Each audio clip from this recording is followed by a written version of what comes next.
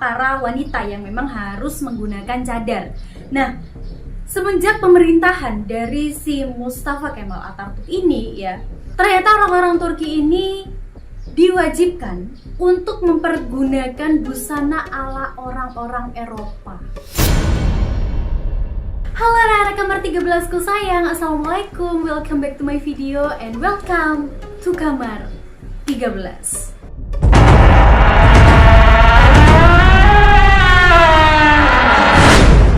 Oke arek-arek, pada hari ini kita ketemu lagi dan hari ini aku akan membahas tentang salah satu tokoh dunia, yaitu Mustafa Kemal Atatürk. Nah, beliau ini dikenal sebagai bapak modernisasinya orang Turki. Nah, ini menurut kaum Eropa atau orang-orang Eropa.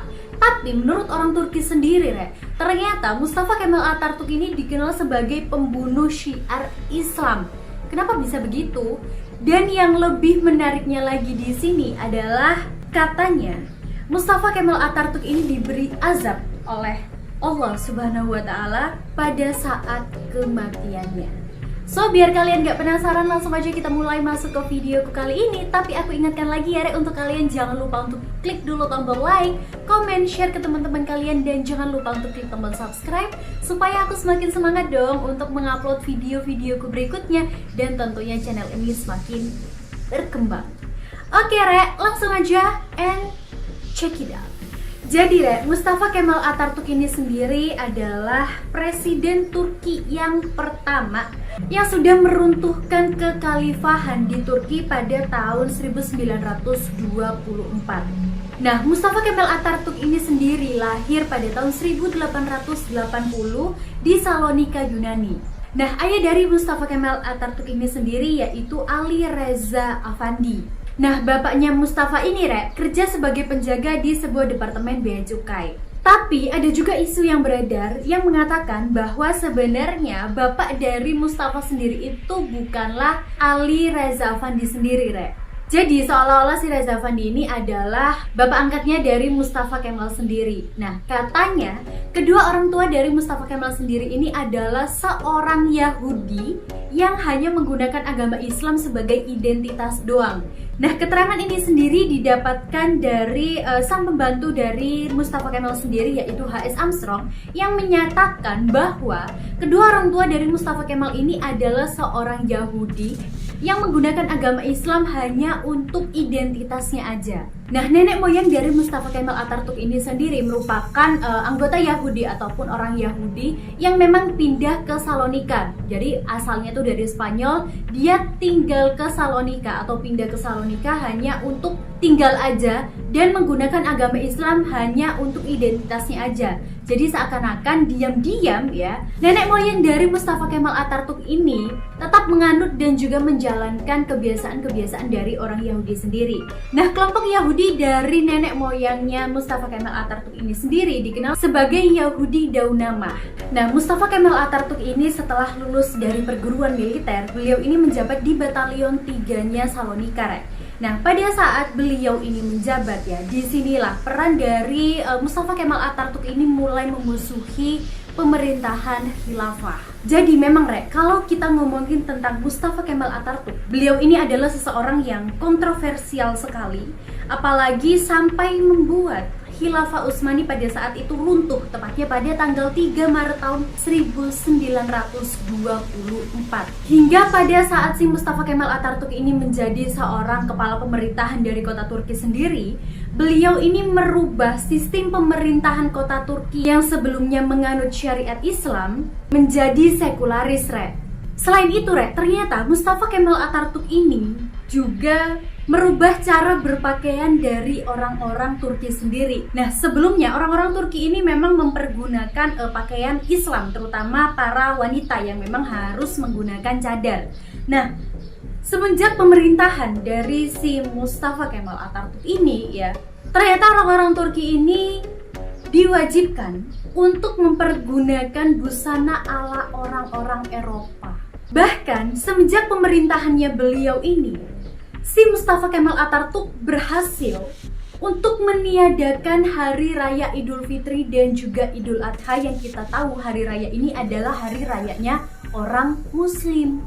Nah, yang lebih parahnya, si Mustafa Kemal Atatürk ini ternyata melarang orang-orang Turki untuk melaksanakan ibadah haji.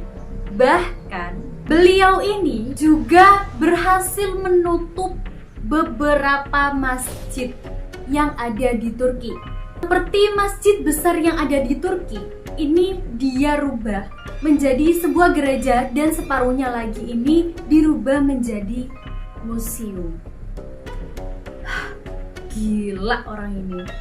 Bahkan kekejaman dari si Mustafa Kemal Atatürk untuk agama Islam bukan hanya sampai di situ aja. Ternyata Mustafa Kemal Atatürk ini menghalalkan orang-orang Islam untuk menikah dengan orang-orang yang non-Islam. Dan juga ya, dirinya ini ternyata melarang keras yang namanya poligami. Yang jelas-jelas kalau misalkan di Islam itu masih boleh asalkan itu adil. Jadi benar-benar si Mustafa Kemal Atatürk ini seakan-akan ingin menentang agama Islam gitu. Selain itu ternyata Mustafa Kemal Atatürk ini juga mengubah suara azan dengan bahasa Arab menjadi bahasa Turki. Selain itu, kekejaman dari Mustafa Kemal Atatürk itu bukan hanya untuk agama Islam aja, Ternyata beliau ini juga membunuh orang-orang yang berani untuk menentangnya. Dan juga si Mustafa Kemal Atatürk ini ternyata menjadi seorang pemimpin yang sangat amat sombong, karena pada saat itu beliau ini pernah bertanya kepada seorang prajurit, ya, siapa sekarang yang lebih kau takuti, aku atau Tuhan? Dan dengan rasa takut si prajurit itu menjawab, engkau, sang baginda. Nah, padahal ya dari sistem konstitusi pemerintahannya Turki ini memang benar-benar menganggap agama Islam ini agama yang resmi. Tapi semenjak pemerintahan dari si Mustafa Kemal Atatürk, semuanya ini berubah. Bahkan beliau ini juga membakar koran-koran yang memberikan kabar buruk ataupun berita miring tentang sistem pemerintahan pada saat dia ini memimpin. Hingga pada tanggal 10 November tahun 1938, Mustafa Kemal dinyatakan meninggal dunia setelah beliau ini pingsan selama 36 jam. Dan pada saat itu, sang penghancur dari Khilafah Utsman ini mengalami sakaratul maut yang cukup mengerikan, Bahkan pada saat menuju pemakaman, para ulama Turki tidak mau menyolati jenazah dari Mustafa Kemal Atatürk karena jenazah dari Mustafa Kemal Atatürk ini dikabarkan baunya busuk banget, Barulah di hari yang ke-9 atas desakan dari keluarga Mustafa Kemal Atatürk yang meminta kepada para ulama untuk memandikan, mengkafani dan juga menyolatkan Mustafa Kemal Atatürk, barulah di sini para orang-orang di sana sudi untuk memandikan, mengkafani dan juga menyolatkan dari jenazah Mustafa Kemal Atatürk sendiri. Tapi azabnya di sini tuh belum selesai. Allah itu kayak benar-benar menunjukkan bahwa bumi tuh seakan-akan gak nerima jenazah dari Mustafa Kemal Atatürk.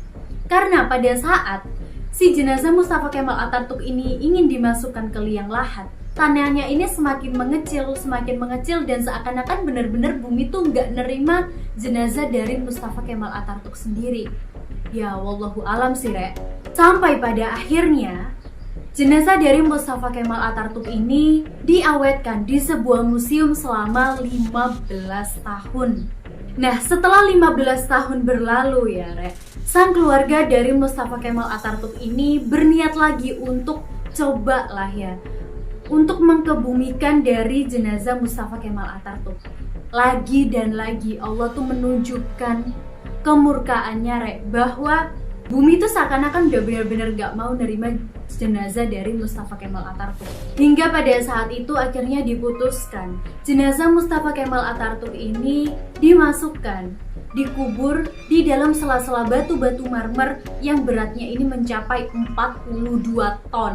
Dan batu-batuan marmer ini diletakkan di Museum Etnografi di Ankara, Turki.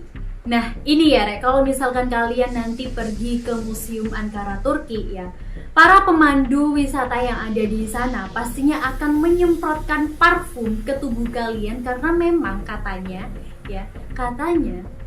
makam dari Mustafa Kemal Atatürk ini, Rek, baunya tuh busuk banget. Bahkan pihak museum ini juga mengaku bahwa sumber bau busuk yang ada di museumnya ini berasal dari makamnya Mustafa Kemal Atatürk, bukan dari toilet ataupun tempat-tempat lain. So, gimana, Rek, menurut kalian dari kisah Mustafa Kemal Atatürk ini? Menurut aku, semoga banyak ya pelajaran yang bisa kita ambil dari kisahnya Mustafa Kemal Atatürk ini. Makanya kalau kita hidup di dunia ini, jangan pernah berusaha untuk mendolimi agama apapun. Dan see you next video, Rek. Bye-bye.